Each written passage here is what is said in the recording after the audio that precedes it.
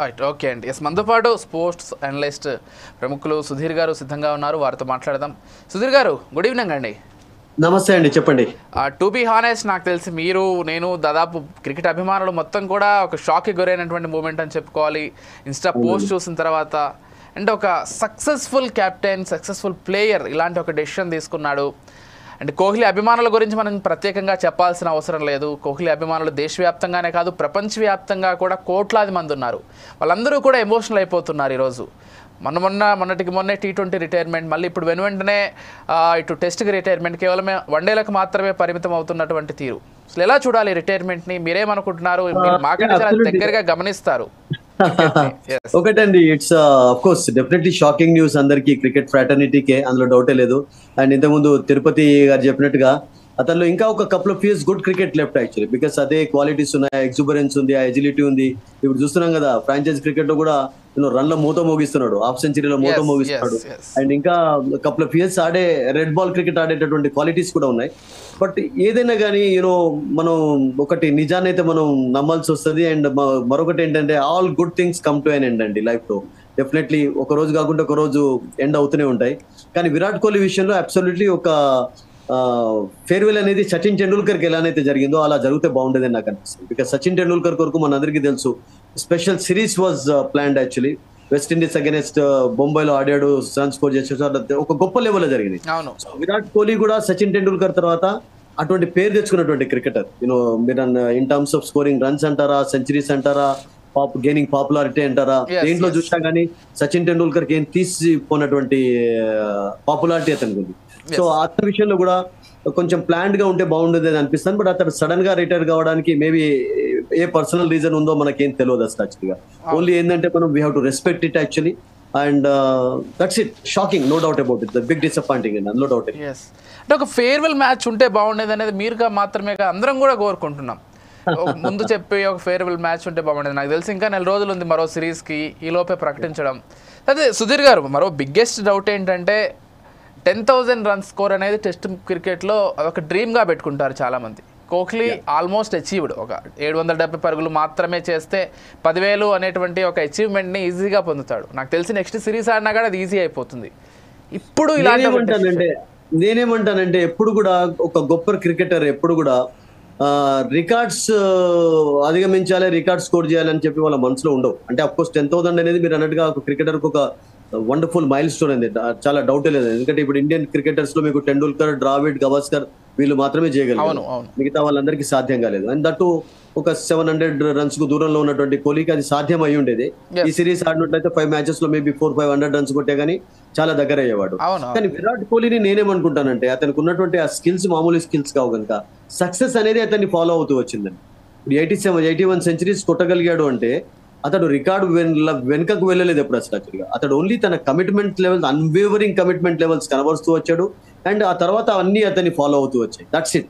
అతడు ఒక సోల్జర్ లాగా బ్యాట్ పట్టుకొని మైదానంలో వెళ్ళడమే చూశాం కానీ, బట్ నేను పోయిన తర్వాత అక్కడ నేను సచిన్ టెండూల్కర్ 100 సెంచరీలు కొట్టాడు, అతన్ని అధిగమించాలని ఎప్పుడు కూడా మైండ్ లో పెట్టుకొని ఉన్నాడు. అతడు ఓన్లీ ఈ just wanted to play for the country, ఈ వాంటెడ్ టు కంట్రిబ్యూట్. యాక్చువల్లీ ప్రతి దాంట్లో కూడా కాంట్రిబ్యూట్ చేద్దాం అనుకున్నాడు. అందులో ట్రెమండస్ సక్సెస్ సాధించాడు, ఏ ఫార్మాట్ అయినా కానీ.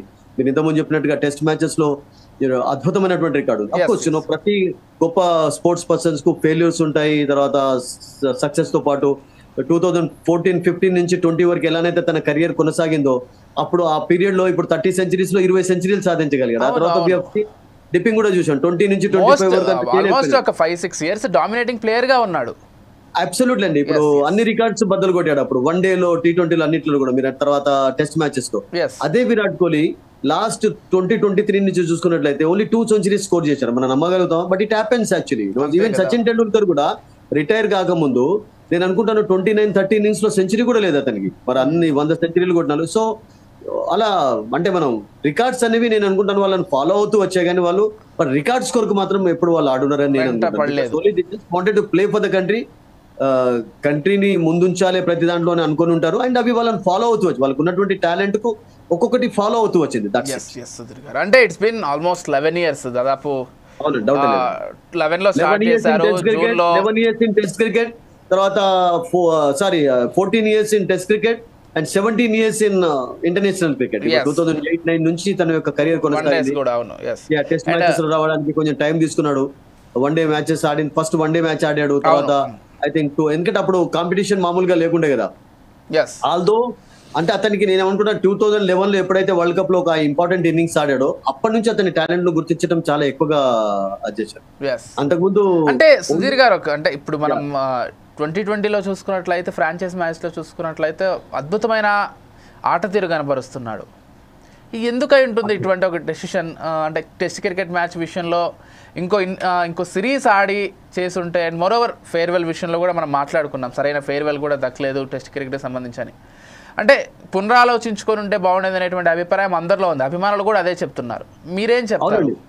అయితే రీకన్సిడర్ చేసుకుంటే బాగుంటుంది మీరు అన్నట్టుగా. ఎందుకంటే ఇప్పుడు ఇంపార్టెంట్, ఇప్పుడు తిరుపతి కూడా చెప్పాడు కదా మనకు, ఎందుకంటే అంత ఇంపార్టెంట్ ప్లేయర్, తర్వాత ఇంపార్టెంట్ సిరీస్ ఆడబోతున్నాం. ఇంగ్లాండ్ లో ఇప్పుడు రోహిత్, విరాట్ లేకుండా మనం అసలు యాక్చువల్ గా సిరీస్ ఎక్స్పెక్ట్ చేయలేము. ఎందుకంటే it's going to be tough series అండి.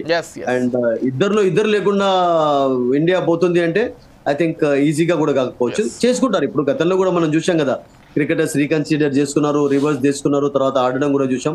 బట్ కోహ్లీ లాంటి ప్లేయర్స్ అలా మళ్ళీ డెసిషన్ తీసుకుంటారా? బికాస్ అతని లెవెల్ కేటగిరీ మామూలుది కాదు కనుక రియల్ గానే అంటే ఇక అన్నిటికీ దూరం ఉందామని అనుకున్నాడు. That we don't know.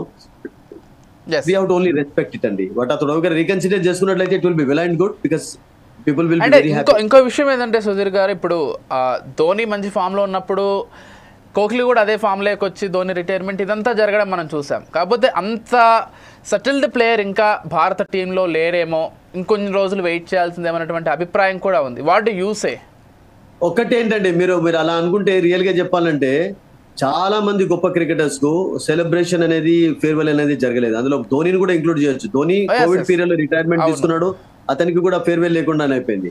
And even IPL లో కూడా ఈ సంవత్సరం ఆడతాడా లేడా అని చెప్పి లాస్ట్ ఇయర్ అతను ఐపీఎల్ ఆడుతున్నప్పుడు తిరుపతికి తెలుసు ఒక ల్యాప్ ఆఫ్ ఆనర్ చూసాం మనం చెన్నైలో. ఇది లాస్ట్ మ్యాచ్ అవుతుంది, but it's continuing. It's good for cricket fans actually, real గా చెప్పాలంటే. అండ్ అలా ద్రావిడ్ విషయంలో అట్లానే జరిగింది. వివిఎస్ లక్ష్మణ్ సడన్ గా అనౌన్స్ చేయాల్సి వచ్చింది రిటైర్మెంట్. ఈ had to call the press people. Sudden గా ఒక ప్రెస్ కాన్ఫరెన్స్ పెట్టి అనౌన్స్ చేయాల్సి వచ్చింది. ఈ వాజ్ నాట్ హ్యాపీ యాక్చువల్లీ ఇంకా. అండ్ కొంతమంది క్రికెటర్స్ విషయంలోనే రియల్ గా మీరు అన్నట్టుగా ఆ సెలబ్రేషన్ అనేది, ఆ ఫేర్వెల్ అనేది చూసాం. అండ్ కోహ్లీకి డెఫినెట్లీ అది డిజర్వ్స్ అనేది నా ఒపీనియన్ అంతే. కోహ్లీ డిజర్వ్స్. చాలా మంది, నాట్ ఓన్లీ కోహ్లీ అండి, ధోని గానీ, ద్రావిడ్ గానీ, సేవాగ్ గానీ, వీళ్ళందరూ కూడా డిజర్వింగ్ క్రికెటర్స్. కుంబ్లే. బట్ జరగలేదు, కొంతమంది విషయంలో అలా జరగలేదు. దట్ ఈస్ బిట్ డిసప్పాయింటింగ్, డౌటే లేదు. బట్ అండ్ తిరుపతి గారు మీరు ఎలా చూస్తారండి కోహ్లీ, సుధీర్